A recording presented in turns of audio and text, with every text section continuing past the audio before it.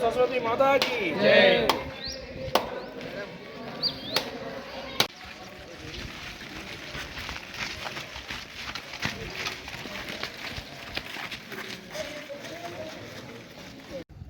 ఈరోజు ఇందల్వై మండలం ఇందల్వై గ్రామంలో జెడ్పీహెచ్ఎస్ హై స్కూల్ నూతనంగా ఎస్ఎస్ సెంటర్ మంజూరు కావడం జరిగింది.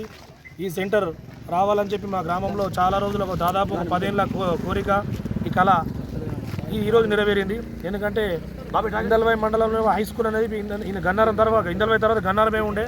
ఆ రోజు కొన్ని కారణాల వల్ల కొందరు వ్యక్తిగత కారణాల వల్ల మా సెంటర్ పోగొట్టడం జరిగింది.